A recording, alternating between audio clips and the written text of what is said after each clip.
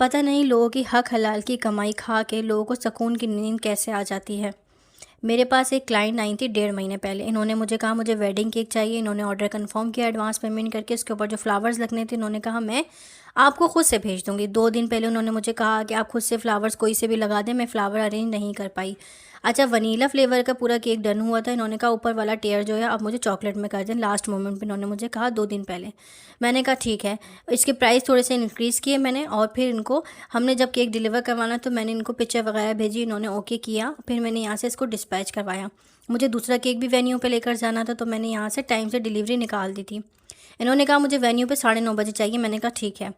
मैंने यहाँ से 8:30 बजे निकाला क्योंकि क्लफ्टन जाना था और मेरी राइड से बहुत ज़्यादा दूर था। राइडर की कॉल पिक नहीं की, मेरी कॉल पिक नहीं की। इन्होंने मुझे कार्ड की पिक्चर भेजी थी। मैंने कार्ड पे जितने नंबर थे उनको कॉल की तो कॉल रिसीव नहीं करा था। मैंने इन ड्राइव वाले से कहा कि आप वहाँ पहुँचे। आप वहाँ जैसे ही पहुँचे वहाँ मुझे मेरी किसी से बात करवा दीजिएगा। जब उन्होंने मेरी किसी से बात करी तो पता चला कि गेस्ट आ चुके हैं मगर जिनका इवेंट है वो कोई भी नहीं आया। खैर 20 मिनट राइडर ने वेट किया। फिर उसके बाद मैंने उनके फादर आए तो मैंने उनके फादर से कहा कि सबसे पहले आप राइडर को फ्री कर दें, इसके एक्स्ट्रा चार्जेस लग रहे हैं, और मेरी केक की पेमेंट भी कर दें, हमने सेफली आपको डिलीवर करवा दिया है। उन्होंने कहा ठीक है। खैर मैं फिर बिज़ी हो गई थी। मैंने मैसेज छोड़ दिया था। उन्होंने मेरे मैसेज सीन नहीं किया था। नंबर भी ऑनलाइन नहीं आ रही थी। नेक्स्ट डे जब वो ऑनलाइन आई मैंने उनको मैसेज किया, उनको कॉल की तो मेरे मैसेज सीन कर रही थी, मेरे कॉल को इग्नोर कर रही थी। बट उन्होंने पेमेंट ट्रांसफ़र कर दी मुझे। कितनी? जो वनीला फ्लेवर पे कमिटमेंट हुई थी। बाकी की जो प्राइस इंक्रीज़ हुई थी वो पेमेंट उन्होंने मुझे नहीं की। मैंने जब इनको मैसेज किया तो मेरे मैसेज सीन ज़रूर कर रही थी बट मुझे रिप्लाई नहीं कर रही थी, मेरी कॉल रिसीव नहीं कर रही थी।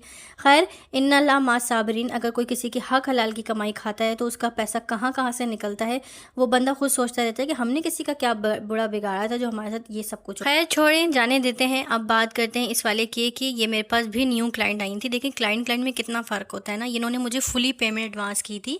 रेड वेलवेट 2 पाउंड का केक बनवाया था। इनके हस्बैंड जो है वो आउट ऑफ कंट्री से, सऊदी अरेबिया से पाकिस्तान आ रहे थे उनके वेलकम के लिए।